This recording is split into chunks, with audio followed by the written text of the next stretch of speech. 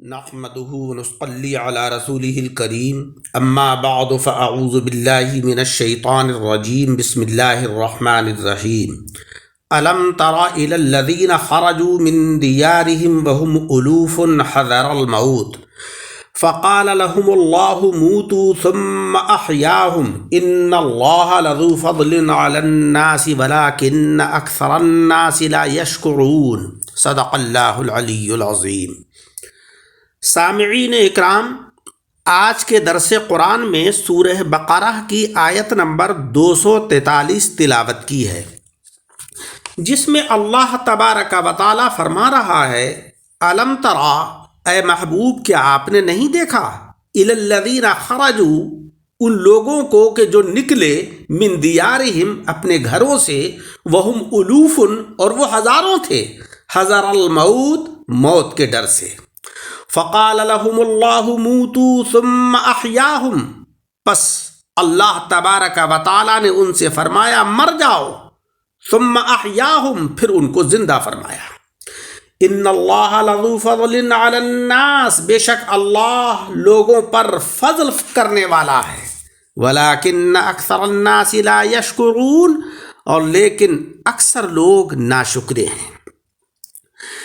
پچھلی آیت میں وفات کی عدت کے احکام بیان ہوئے جن کا تعلق شوہر کی موت سے ہے۔ اب اس آیت میں طاعون کا ذکر ہو رہا ہے جو کہ موت کا ذریعہ اور موت کا سبب ہے۔ اس آیت کا شان نزول یہ ہے، شان نزول میں نے عرض کیا تھا کہ کسی بھی آیت کے نازل ہونے کا پس منظر، اس کے حالات، اس کا وقت، اس کا موقع کیا رہا ہے۔ تو اس آیت کا شان نزول یہ ہے کہ ایک بار حضرت عمر رضی اللہ تعالیٰ عنہ نماز پڑھ رہے تھے اور آپ کے پیچھے دو یہودی آپس میں کچھ باتیں کرتے تھے۔ حضرت عمر رضی اللہ تعالیٰ عنہ نے نماز کے بعد ان سے پوچھا کہ تم کیا گفتگو کر رہے تھے؟ انہوں نے کہا کہ ہم حضرت حزقیل علیہ السلام اور ان کے مردہ زندہ کرنے کے معجزے کا تذکرہ کر رہے تھے کہ اللہ رب العزت نے ان کی دعا سے مردے زندہ فرما دیے۔ آپ نے فرمایا کہ ہم نے قرآن شریف میں نہ تو حزقیل علیہ السلام کا ذکر پایا ہے، نہ ان کے مردہ زندہ کرنے کا ذکر۔ صرف حضرت عیسیٰ علیہ السلام نے ہی مردے زندہ کیے ہیں۔ وہ بولے کہ کیا قرآن پاک میں یہ آیت نہیں ہے، وَرُسُلًا لَّمْ نَقْصُصْهُمْ عَلَيْكَ، کہ ہم نے بہت سے پیغمبروں کے قصے بیان نہیں فرمائے ہیں۔ حضرت عمر فاروق اعظم نے فرمایا کہ ہاں ہے۔ انہوں نے عرض کیا کہ یہ پیغمبر بھی انہی میں سے ہیں۔ اس کے بعد حضرت عمر رضی اللہ تعالیٰ عنہ بارگاہ نبوی میں حاضر ہوئے، تب یہ آیت کریمہ نازل ہوئی جس میں یہ پورا واقعہ بیان کیا گیا ہے۔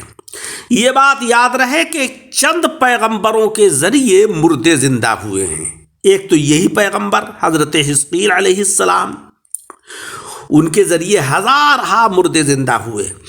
دوسرے حضرت ابراہیم علیہ السلام کہ جن کے ذریعے 4 جانور ذبح اور قیمہ کر دینے کے بعد زندہ ہوئے۔ تیسرے حضرت عزیر علیہ السلام کہ جن کے ذریعے مردہ گدھا زندہ کیا گیا۔ اور چوتھے حضرت عیسیٰ علیہ السلام کہ جنہوں نے کئی بار مردے زندہ فرما دیے۔ چاروں رسولوں کا مردے زندہ کرنا قرآن عظیم کے اندر صراحتاً مذکور ہے۔ پانچویں، ہمارے آقا جناب محمد مصطفیٰ صلی اللہ علیہ وسلم کہ سرکار نے اپنے والدین حضرت آمنہ خاتون اور حضرت عبداللہ رضی اللہ تعالی عنہما اور بہت سے مردوں کو زندہ فرمایا، جس کا ذکر احادیث شریفہ اور کتب تواریخ اور شامی شریف اور مدارج النبوت وغیرہ میں ہے۔ یہ بھی خیال رہے کہ یہودیوں اور عیسائیوں سے تورات یا انجیل کے تاریخی واقعات سن کر جلد تردید نہیں کر دینا چاہیے، بلکہ بہتر یہ ہے کہ نہ تائید کرو نہ تردید، جیسا کہ حدیث شریف میں ہے۔ دیکھو حضرت عمر رضی اللہ تعالیٰ عنہ نے ان یہود کی تردید کی، مگر قرآن عظیم نے تائید فرمائی۔ اس آیت کی تفسیر کا خلاصہ یہ ہے کہ اے نبی صلی اللہ علیہ وسلم، کیا آپ نے اپنے نور نبوت سے ان لوگوں کو نہیں دیکھا جو موت کے ڈر سے اپنے گھروں سے ہزاروں کی تعداد میں نکل گئے تھے؟ پس اللہ تبارک و تعالیٰ نے فرشتوں کی زبان سے انہیں فرمایا کہ مر جاؤ، تو وہ مر گئے۔ پھر کچھ مدت بعد انہیں بدعائے پیغمبر زندہ فرما دیا تاکہ انہیں اور دوسروں کو پتہ چل جائے کہ بھاگنا موت سے بچا نہیں سکتا ہے اور تدبیر سے تقدیر بدلتی نہیں ہے۔ اللہ تو لوگوں پر بڑا ہی فضل فرماتا ہے کہ ان کی عبرت کے لیے ایسی مثالیں قائم فرما دیتا ہے، لیکن بہت سے لوگ اس کا شکر ادا نہیں کرتے اور ایسے واقعات سے عبرت حاصل نہیں کرتے۔ اس آیت میں جس واقعے کی طرف اشارہ ہے وہ واقعہ یہ ہے کہ ایک بار بنی اسرائیل کی ایک بستی میں طاعون پھیلا۔ مالدار لوگ تو شہر چھوڑ کر جنگلوں میں بھاگ گئے اور غربا وہیں رہے۔ اللہ کی شان کے بھاگنے والے تو بچ گئے اور نہ بھاگنے والے بہت سے ہلاک ہو گئے۔ جب طاعون چلا گیا اور وہ مالدار صحیح سلامت لوٹے تو ان غربا نے کہا کہ یہ لوگ تو بڑے عقل مند تھے جنہوں نے بھاگ کر اپنی جانیں بچا لی، آئندہ ایسی مصیبت میں ہم بھی یہی کریں گے۔ اتفاقاً اگلے سال پھر طاعون آ گیا۔ اب سارے ہی شہر والے بھاگ کر کسی پہاڑی علاقے میں چلے گئے۔ جب وہاں پہنچ گئے تو بحکم الہی ایک فرشتے نے چیخ ماری کہ سب مر جاؤ۔ آنن فانن سب ہلاک ہو گئے۔ 8 دن تک ان کی لاشیں ویسی ہی پڑی رہیں، یہاں تک کہ پھول پھٹ کر چوطرفہ سخت بدبو پھیل گئی۔ آس پاس کے لوگ پریشان ہو کر ادھر آئے اور چاہا کہ انہیں دفن کر دیں، مگر اتنے آدمیوں کا دفن کرنا ناممکن تھا، اس لیے انہوں نے ان مردوں کے آس پاس اونچی سی 4 دیواری کھینچ دی تاکہ کوئی درندہ یہاں نہ پہنچ سکے اور وہ لوگ بھی بدبو سے محفوظ رہیں، یہاں تک کہ یہ لاشیں بالکل سڑ گئیں اور ان کی ہڈیاں بکھر گئیں۔ اتفاق سے وہاں حضرت حزقیل علیہ السلام تشریف لائے، جنہیں ذوالکفل بھی کہتے ہیں، چونکہ انہوں نے ایک دفعہ 70 پیغمبروں کو ضامن بن کر قتل سے بچایا تھا، اس لیے آپ کا لقب ذوالکفل ہوا۔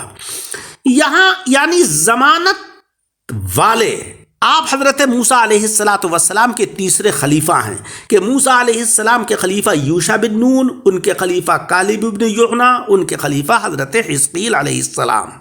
ان کی کنیت ابن عجوز بھی ہے کیونکہ ان کی ماں نے انہیں بڑھاپے میں پایا تھا، عجوز کہتے ہیں بڑھیا کو۔ غرض کہ یہ وہاں سے گزرے اور اتنی ہڈیوں کو پڑا ہوا دیکھ کر تعجب سے کھڑے ہو گئے، پھر عرض کی کہ اے مولا ان سب کو زندہ کر دے۔ وحی آئی کہ آپ انہیں پکاریے، چنانچہ آپ نے پکارا کہ اے ہڈیوں اللہ کے حکم سے جمع ہو جاؤ، اور وہ تمام کی تمام جمع ہو گئیں اور ہر جسم میں قرینے سے لگ گئیں۔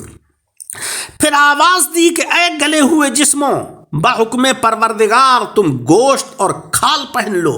آواز دیتے ہی ایسا ہی ہوا۔ پھر آواز دی کہ اے مردوں میرے رب کے حکم سے اٹھ کھڑے ہو۔ وہ سارے یہ کہتے ہوئے اٹھے سبحانک اللہم ربنا وبحمدک لا الہ الا انت۔ پھر یہ لوگ کئی سال زندہ رہے مگر ان کے چہرے مردوں کے سے تھے۔ ان سے اولاد بھی پیدا ہوئی، اولاد میں کچھ خفیف سی بو تھی۔ اسی واقعے کا ذکر اس آیت میں اللہ تبارک و تعالی نے فرمایا ہے کہ الم تر الی الذین خرجوا من دیارہم، اے محبوب کیا آپ نے نہیں دیکھا ان لوگوں کو کہ جو اپنے گھروں سے نکلے، وہم الوف حذر الموت، اور وہ ہزاروں تھے موت کے ڈر سے، فقال لهم اللہ موتوا ثم احیاہم، پھر اللہ تبارک و تعالی نے ان سے فرمایا مر جاؤ، وہ مر گئے، ثم احیاہم، پھر ان کو زندہ کیا۔ ان اللہ لذو فضل علی الناس، بے شک اللہ لوگوں پر فضل فرمانے والا ہے، ولکن اکثر الناس لا یشکرون، لیکن اکثر لوگ ناشکرے ہیں۔ اللہ تبارک و تعالیٰ سے دعا ہے کہ مولا رب العزت ہمیں قرآن عظیم پڑھنے، اس کو سمجھنے اور اس کے اوپر عمل کرنے کی توفیق عطا فرمائے۔ اس آیت کا باقی درس اگلے حصے میں انشاءاللہ سماعت فرمائیں گے۔ ہمارے یوٹیوب چینل دعوت حق درس قرآن کو سبسکرائب فرما لیں تاکہ قرآن عظیم کی اور احادیث مبارکہ کی تعلیمات کے جو دروس ہیں، جو اسباق ہیں، وہ آپ تک پہنچتے رہیں۔